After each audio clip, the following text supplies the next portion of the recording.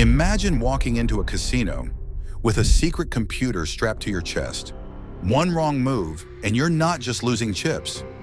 You're getting dragged into a back room by security. But what if you had the math, the physics, and the guts to beat the house at its own game? This isn't a movie. This really happened. Two students, one idea, crack roulette, and they almost got away with it.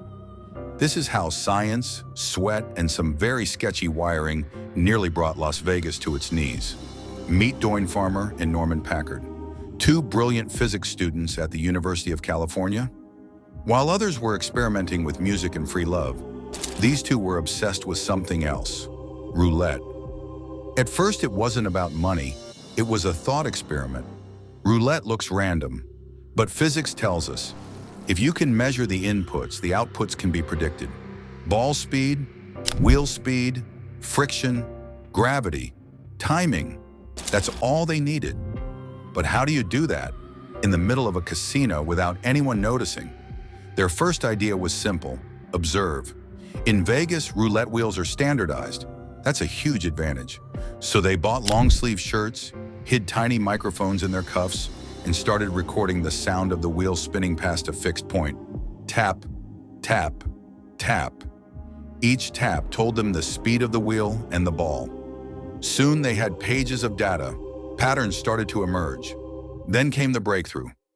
They could consistently predict which section of the wheel the ball would land in. Not the exact number, but close enough to beat the house. But there was a problem. To win real money, they needed to process the data instantly. That meant building a wearable computer in 1978. Let me ask you this. If you had the chance to beat the system, legally with science, would you take it? Even if the risk wasn't jail, but a dark back room with casino security, comment below. Would you dare? The first wearable computer wasn't made by Steve Jobs or in Silicon Valley. It was made by these two guys in a dorm room with parts scavenged from psychology labs and Radio Shack. Norman built the hardware. Doyne wrote the code. A switch in their shoe let them tap in the wheel and ball speeds. The tiny computer would buzz back, telling them which section to bet on. It gave them a 20% edge. That's better than card counting, better than any roulette player has ever had. On a cold day in 1977, Doyne walked into a Vegas casino. He looked like any nervous college kid, but under his shirt, a revolution was ticking. He tapped in the data, placed his bet, and won. Again and again, the computer was working. But sweat was a problem. Moisture amplified the shocks from the electrodes. It hurt. He ran to the restroom, followed by a pit boss.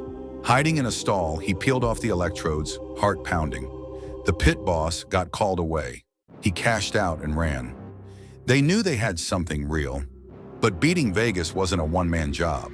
So they recruited 20 more students, formed a company, Eudaimonic Enterprises.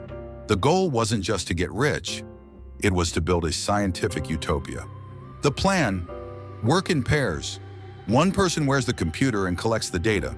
The other places bets and keeps the casino staff distracted. It was genius. But primitive tech came at a cost. Wires broke. Batteries failed. One woman was shocked so badly she bled through her shirt. It was risky. August 1978, 16 young scientists walk into Vegas. They fan out across the casinos, hearts racing, computers humming under their shirts. It starts slow, $2 bets, then $5, then $10. In 1 hour, one team is up $1,200, about $77,000 today. But they draw attention. Young people betting and winning? Suspicious. Security starts to hover. One player is soaked in sweat, her skin burned from electrode shocks. Malfunctions are piling up. Tensions flare.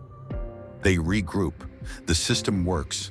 They've made $10,000 profit in one night. But it's taken a toll. Stress, injury, fear. Is it worth continuing? If they scale up, they could make millions.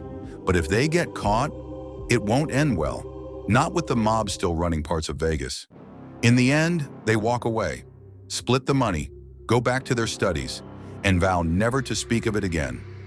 Today, Doyne Farmer is a renowned scientist. Norman Packard pioneered chaos theory. Their roulette hack, barely a footnote in history, but it was real. They proved something extraordinary. With enough knowledge and courage, you can beat the system. So, could you do it? Would you try? The house doesn't always have to win. Sometimes science gets the last spin.